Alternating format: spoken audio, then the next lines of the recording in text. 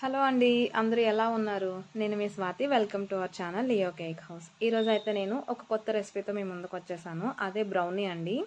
చాలా ఈజీగా ఇంట్లో ఉన్న ఇంగ్రీడియంట్స్తోనే మనం చాలా సింపుల్గా ప్రిపేర్ చేసుకోవచ్చు. చూడండి ఎంత సాఫ్ట్గా ప్లఫీగా ఉందో ఇక్కడ ఈ బ్రౌనీ పీస్ అయితే మాత్రం చాలా టేస్టీగా కూడా ఉంది. సో ప్రాసెస్లోకి వెళ్ళిపోదామా ఇంకా. సో ఈ రెసిపీ మెజర్మెంట్స్ అన్నీ మెజరింగ్ స్కేల్లో అయితే చూపిస్తున్నాను. అంటే ఇవన్నీ గ్రామ్స్లో ఉంటాయండి. సో ఇక్కడ నేను చాక్లెట్ కాంపౌండ్ అయితే తీసుకుంటున్నాను. ఇక్కడ నేను తీసుకున్న చాక్లెట్ కాంపౌండ్ అయితే 180 గ్రామ్స్ అండి. మీరు ఇక్కడ చూస్తున్నట్లయితే మెజరింగ్ స్కేల్లో మీకు 180 గ్రామ్స్ కనిపిస్తుంది కదా. సో ఇక్కడ చాక్లెట్ని మనం చిన్న చిన్న పీసెస్గా అయితే కట్ చేసుకోవాలి. అలా చిన్న చిన్న పీసెస్గా కట్ చేసుకొని మనం మెల్ట్ చేసుకుంటే మనకి తొందరగా మెల్ట్ అవుతుంది. లేదంటే పెద్ద పెద్ద పీసెస్ అనుకోండి మనకి అస్సలు మెల్ట్ అవ్వదు. ఇక్కడ నేను డబుల్ బాయిలింగ్ ప్రాసెస్లోనే నేను మెల్ట్ చేసుకున్నాను. ఫస్ట్ ఇలా బౌల్లో మనం వాటర్ని బాగా మరిగించుకొని ఆ పైన ఒక చిన్న బౌల్లో మనం చాక్లెట్ని వేసుకొని ఒక 5 to 10 మినిట్స్ అలా వదిలేసినట్లుగా అయితే మనకి మెల్ట్ అయిపోతుంది. ఆ వేడికి ఆ ఆవిరితోనే మనం మెల్ట్ చేయాలి. వాటర్ అనేది పైన బౌల్కి అయితే అస్సలు టచ్ అవ్వకూడదు. సో ఇక్కడ నెక్స్ట్ నేను బటర్ని అయితే తీసుకుంటున్నాను. ఇక్కడ నేను బటర్ని 120 గ్రామ్స్ అయితే తీసుకున్నాను. ఈ బటర్లో అయితే నేను ముందుగా మెల్ట్ చేసుకున్న చాక్లెట్ని అయితే యాడ్ చేసుకుంటున్నానండి. ఈ రెండు బాగా మిక్స్ చేసుకోవాలి. మనకి చాక్లెట్ కొంచెం వేడిగా ఉంటుంది కనుక ఆటోమేటిక్గా బటర్ అనేది తొందరగా మెల్ట్ అయిపోతుంది. ఇప్పుడు మనం ఇందులో షుగర్ని అయితే యాడ్ చేసుకోవాలి. ఇక్కడ నేను షుగర్ని అయితే 150 గ్రామ్స్ అయితే తీసుకున్నాను. మీరు ఇక్కడ షుగర్ క్రిస్టల్స్ తీసుకోకుండా షుగర్ పౌడర్ని అయితే తీసుకోండి. షుగర్ పౌడర్ అయితే తొందరగా మెల్ట్ అవుతుంది. ఇక్కడ నేను తీసుకున్న షుగర్ క్రిస్టల్స్ అనేవి చాలా చిన్నవండి. సో ఈజీగా మెల్ట్ అవుతుంది కదా అని చెప్పి నేనైతే డైరెక్ట్గా షుగర్ని అయితే యాడ్ చేసేసాను. షుగర్ క్రిస్టల్స్ అనేవి కొన్ని దగ్గరలో మనకి పెద్ద పెద్ద క్రిస్టల్స్ దొరుకుతుంటాయి. సో అవి మనకి మెల్ట్ అవ్వవు. సో అప్పుడు మనకి కరెక్ట్గా బేక్ అవ్వదు. సో అందుకని చెప్పి మనం షుగర్ పౌడర్ని అయితే తీసుకుంటే మనకి చాలా ఈజీగా తొందరగా మెల్ట్ అయిపోతుంది. సో ఇక్కడ ఇలా షుగర్ని మెల్ట్ చేసుకున్న తర్వాత మనకి చాక్లెట్ అనేది కొంచెం కూల్ అవుతుంది కదా. సో ఆ టైంలో మనం ఎగ్స్ అనేవి యాడ్ చేసుకోవాలి. ఇక్కడ నేను 3 ఎగ్స్ని అయితే యాడ్ చేసుకున్నాను. ఎగ్స్ని యాడ్ చేసుకున్న తర్వాత బాగా బీట్ చేసుకోవాలి. మనకి ఎగ్స్ వల్లనే మన కేక్స్ అనేవి ప్లఫీగా వస్తాయండి.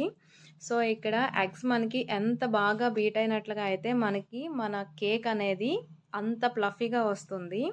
సో ఇక్కడ మనం ఇలా బీట్ చేసిన ప్రాసెస్లో మనకి ఈ బౌల్ చుట్టూ అయితే మనకి ఎగిరిపోతుంది కదా బ్యాటర్. సో ఆ బ్యాటర్ మొత్తాన్ని మనం తీసుకొని మళ్ళీ బాగా కలుపుకోవాలి. ఇక్కడ నేను మైదాని అయితే తీసుకుంటున్నాను.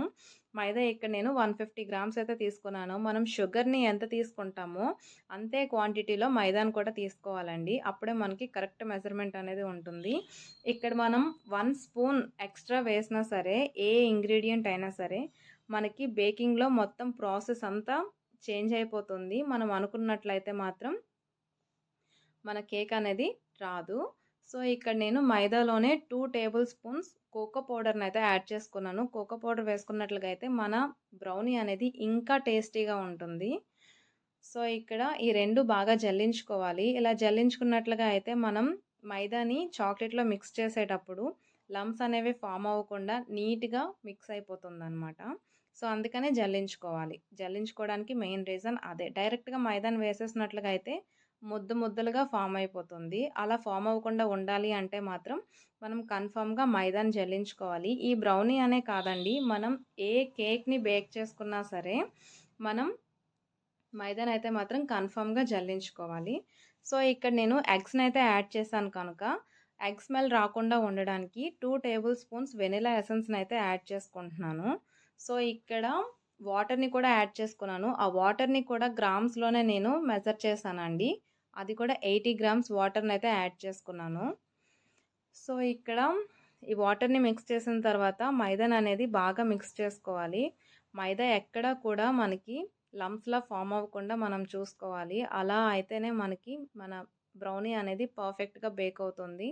లేదు అంటే మాత్రం పర్ఫెక్ట్గా రాదండి. సో ఇక్కడ మన ఛానల్ని ఫస్ట్ టైం ఎవరైనా చూసినట్లుగా అయితే తప్పకుండా సబ్స్క్రైబ్ చేసుకోండి. అలానే వీడియో నచ్చితే లైక్ చేయండి, షేర్ చేయండి. మీకు ఈ వీడియో ఎలా అనిపించిందో కూడా నాకు కామెంట్స్లో అడగండి. ఇంకా మీకు ఏమైనా డౌట్స్ ఉన్నట్లుగా ఉంటే కామెంట్స్లో నన్ను అడగండి. నేను తప్పకుండా మీ డౌట్స్ అనేవి క్లారిఫై చేస్తాను. సో ఇక్కడ మనం మైదాని యాడ్ చేసిన తర్వాత ఇలా బీట్ చేసేటప్పుడు బౌల్ చుట్టూ చూసారా ఎలా ఎగురుతుందో బ్యాటర్ అనేది. సో ఆ బ్యాటర్ మొత్తాన్ని మనం ఇలా స్పాచులాతో అయితే నీట్గా క్లీన్ చేసుకొని మళ్ళీ మనం మిక్స్ చేసుకోవాలి. అలా మిక్స్ చేసుకున్నట్లుగా అయితేనే మనకి బాగుంటుంది. లేదంటే షుగర్ అనేది సరిగ్గా మెల్ట్ అవ్వకపోయినా లేదంటే బాగా మిక్స్ చేయకపోయినా మనకి కరెక్ట్గా బేక్ అవ్వదు. సో ఇక్కడ బ్రౌనీని మనం ఇలా స్క్వేర్ టిన్లో బేక్ చేసుకుంటేనే మనకి పర్ఫెక్ట్గా పీసెస్లా వస్తుంది. లేదు అని అంటే మాత్రం ట్రయాంగిల్ షేప్ పీసెస్ అయితే వస్తాయండి. సో ఇక్కడ నేను టిన్ని అయితే మాత్రం ఆయిల్తో గ్రీస్ చేసుకుంటున్నాను. ఆయిల్తో గ్రీస్ చేసుకున్న తర్వాత బటర్ పేపర్ని అయితే యాడ్ చేసుకోవాలి. ఇక్కడ మనం బటర్ పేపర్ని ఎలా వేసుకోవాలంటే బయటికి ఇలా పేపర్ అనేది వచ్చేలా వేసుకోవాలి. అప్పుడు మనం డీమోల్డ్ చేసేటప్పుడు పేపర్ పట్టుకొని పైకి లాగితే ఈజీగా వచ్చేస్తుంది బ్రౌనీ అనేది. నేను మీకు లాస్ట్లో చూపిస్తాను ఎలా అనేది. సో బటర్ పేపర్ మాత్రం మీరు కరెక్ట్గా టిన్ సైజులో కట్ చేయకుండా కొంచెం ఎక్స్ట్రా అయితే కట్ చేసుకోవాలి. నెక్స్ట్ ఇక్కడ మనం ప్రిపేర్ చేసుకున్న బ్రౌనీ బ్యాటర్ని ఒకసారి మిక్స్ చేసి మనం టిన్లోకి అయితే షిఫ్ట్ చేసేసుకోవాలి. ఈ ప్రాసెస్ని మనం ఫస్ట్ స్టార్ట్ చేసేటప్పుడే మనం ప్రీ హీట్ అనేది పెట్టుకోవాలి. అయితే అది స్టవ్ పైన అయినా పర్లేదు లేదంటే ఓవెన్లో పెట్టేసుకున్నా పర్లేదు. బట్ ఏదైనా సరే మనం 30 మినిట్స్ అయితే మాత్రం బేక్ చేసుకోవాలి. సో ఇక టిన్లోకి షిఫ్ట్ చేసిన తర్వాత ఈక్వల్గా మనం 4 కార్నర్స్ కూడా పర్ఫెక్ట్గా మనం సర్దుకోవాలండి. లేదు అని అంటే ఒక దగ్గర బ్యాటర్ ఎక్కువైపోయి ఒక దగ్గర తక్కువ అయితే ఒక దగ్గర పొంగుతుంది ఒక దగ్గర పొంగదు. సో అందుకని మనం 4 కార్నర్స్ పర్ఫెక్ట్గా మనం సర్దుకోవాలి. నెక్స్ట్ ఇక్కడ నేను 30 మినిట్స్ అయితే బేక్ చేసుకున్నాను. బేక్ చేసుకున్న తర్వాతన కొంచెం కూల్ అయ్యాక ఇలా టూత్పిక్తో అయితే చెక్ చేశాను.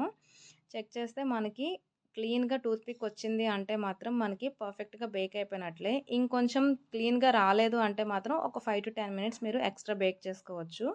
ఇలా బేక్ చేసిన తర్వాత బ్రౌనీ అనేది కొంచెం కూల్ అయిన తర్వాత బటర్ పేపర్ని పట్టుకొని ఇలా పైకి లాగితే ఆటోమేటిక్గా మనకి వచ్చేస్తుంది బయటికి. సో ఈజీగా డీమోల్డ్ అవుతుంది. మనకి టిన్ కూడా చాలా క్లీన్గా ఉంది చూసారా ఎక్కడ ఏమీ అంటుకోకుండా. సో ఇలా క్రింకిల్ టాప్ మనకు వచ్చింది అంటే మాత్రం మనకి పర్ఫెక్ట్గా బేక్ అయిపోయినట్లే.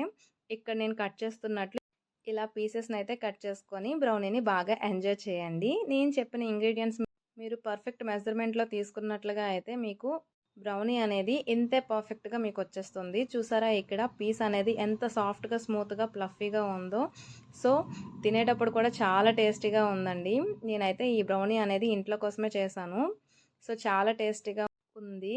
మీరు కూడా ఇంట్లో తప్పకుండా ట్రై చేయండి. అలానే ఎలా వచ్చిందో నా కామెంట్ సెక్షన్లో కామెంట్ చేయండి. ఓకే ఉంటా మరి. Bye bye.